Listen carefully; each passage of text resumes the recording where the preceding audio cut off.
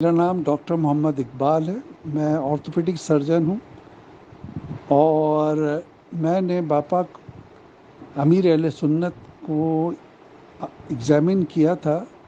کیونکہ ان کے جسم میں اور جوڑوں میں تھوڑا درد تھا، تکلیف تھی، ویکنیس ہے ان کو، اور خاص طور پہ جو ایلبو جوائنٹس کی موومنٹ ہے اس میں تھوڑا زیادہ تکلیف ہوتی ہے۔ تو میرے ایگزامینیشن کرنے میں مجھے یہی محسوس ہوا کہ ایک تو ایج فیکٹر ہے، نمبر دو وہ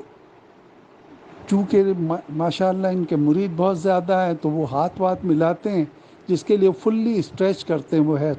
ہاتھ کو، پورا فلیکشن اور ایکسٹینشن ایلبو جوائنٹ پہ ہوتا ہے،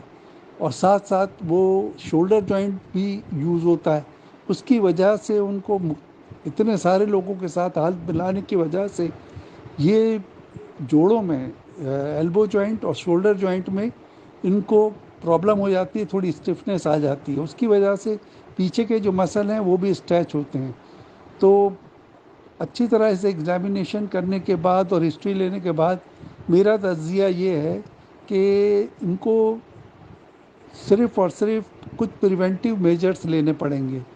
جس میں سے نمبر ایک یہ ہے، جہاں تک ہو سکے یہ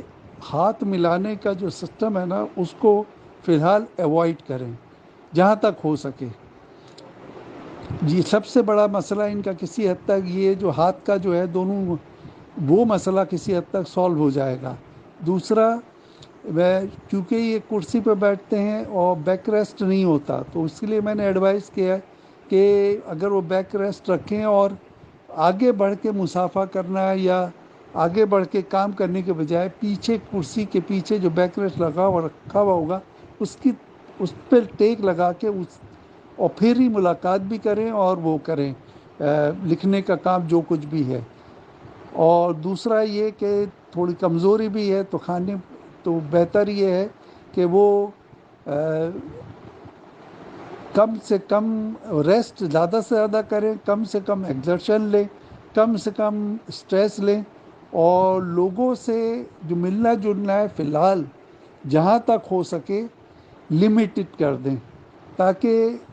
ان کو جو فزیکلی ایگزرشن ہوتی ہے وہ اس کے اثرات زیادہ نہ ہوں۔ میرے اپنی رائے یہی ہے، اور میں نے ان کو یہ ایڈوائس کی تھی ساری چیزیں، اور ہوپ فلی اس پہ وہ عمل کریں گے انشاءاللہ تعالی، تو ان کی جو ویکنیس وغیرہ جو ہے وہ بھی بہتر ہو جائے گی، اور یہ مسئلہ انشاءاللہ جلدی ریزالو ہو جائے گا۔